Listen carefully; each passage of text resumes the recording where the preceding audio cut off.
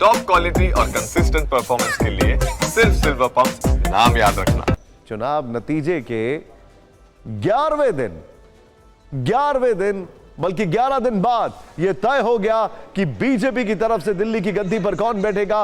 वो एक नाम जिसका इंतजार दिल्ली के लोगों को था, आतिशी और आम आदमी पार्टी जिस एक नाम को लेकर लगातार सवाल पूछ रही थी, आज उस पर बीजेपी ने अब से कुछ देर पहले फुल स्टॉप लगा दिया है। 11 दिन से जारी सस्पेंस आज खत्म हो गया है।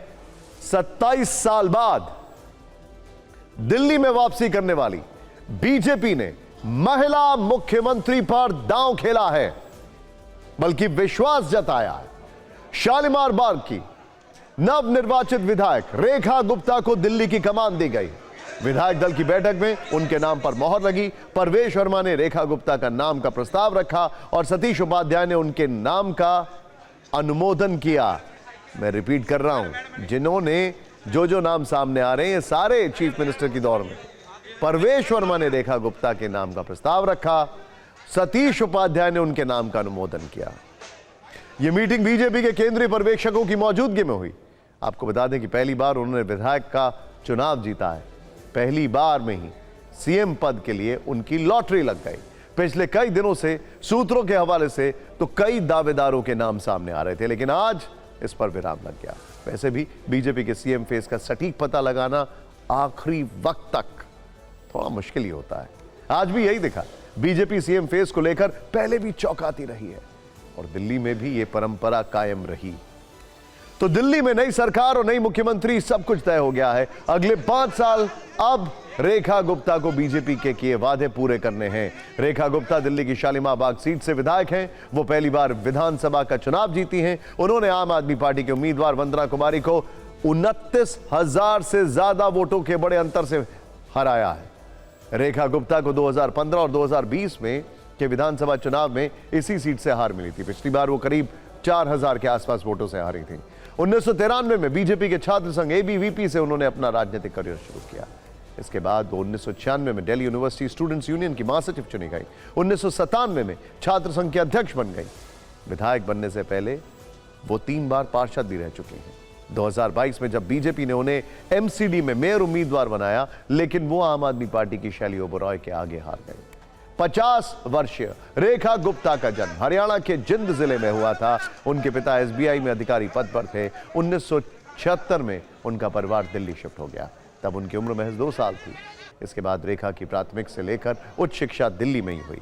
यानी दिल्ली में पार्टी भले ही बदल गई, लेकिन एक महिला मुख्यमंत्री आतिशी के जाने के बाद दूसरे दल ने भी महिला मुख्यमंत्री को ही कुर्सी सौंपी है। मुख्यमंत्री बनाए जाने की घोषणा के बाद रेखा गुप्ता मीडिया के सामने आती हैं। उन्होंने दिल्ली की कमान सौंपे जाने पर क्या कुछ कहा, आइए देखते हैं।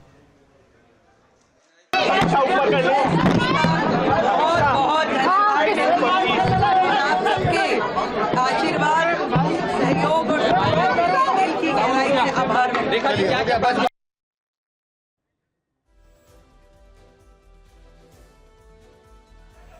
आपके सामने जो तस्वीर आ रही है, इस तस्वीर में बॉडी लैंग्वेज के लिहाज से बहुत सारे एक्सपर्ट्स बहुत कुछ समझ सकते हैं।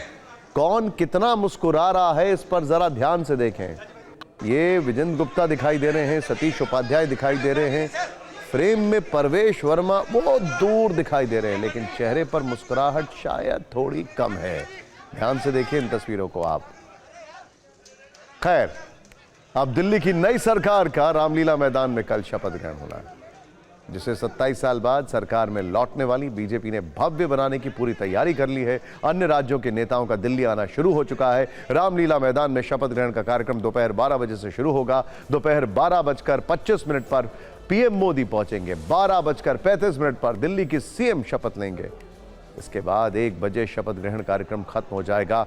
कल होने वाले मेगा शपथ के लिए निमंत्रण पत्र बांटे जा चुके हैं, जिसमें दिल्ली वालों के लिए के अलावा संत, फिल्म स्टार और वीआईपीज को न्योता भेजा गया है। शपथ ग्रहण कार्यक्रम के लिए 3 बड़े स्टेज बनाए गए हैं। सबसे अहम स्टेज पर प्रधानमंत्री, गृह मंत्री, लेफ्टिनेंट गवर्नर और दिल्ली की मुख्यमंत्री और पूरा का पूरा मंत्रिपरिषद होगा। दूसरे स्टेज पर दिल्ली के सभी सांसद और विधायकों के बैठने की व्यवस्था है। तीसरे स्टेज पर साधु संत के बैठने की व्यवस्था की गई है। केंद्रीय मंत्री और दूसरे वीवीआईपी मंच के ठीक सामने बैठेंगे। इस शपथ समारोह के लिए एनडीए शासित सभी राज्यों के सीएम और डिप्टी सीएम को निमंत्रण भेजा गया है। वैसे कई राज्यों में बजट सत्र चल रहा है, इसीलिए कुछ मुख्यमंत्री मौजूद नहीं रहेंगे। नीतीश कुमार बिहार में प्रगति यात्रा पर है, इसीलिए वो नहीं आएंगे। कल यूपी में बजट पेश होगा तो योगी आदित्यनाथ भी मौजूद नहीं होंगे। गुजरात और उत्तराखंड के सीएम भी शपथ में शामिल नहीं हो पाएंगे। अरुणाचल प्रदेश के सीएम स्टेटहुड डे के कारण दिल्ली नहीं आएंगे। अरविंद केजरीवाल, आतिशी और दिल्ली कांग्रेस अध्यक्ष देवेंद्र यादव को भी न्योता भेजा गया है। शपथ समारोह में दिल्ली के झुग्गियों के प्रधान आमंत्रित किए गए हैं। ये 250 से ज्यादा झुग्गी बस्तियों में रहने वाली जनता को बड़ा संदेश देने की कोशिश है। माना जा रहा है कि लगभग 50,000 लोग इस समारोह में भाग लेंगे। वैसे रेखा गुप्ता के परिवार वालों को यह अंदाजा था कि मुख्यमंत्री वहीं बनेंगे। उनके घर में जश्न जैसा माहौल दोपहर से ही था। रेखा गुप्ता के परिवार वालों ने टीवी 9 भारतवर्ष से एक्सक्लूसिव बातचीत की है। जय श्री राम।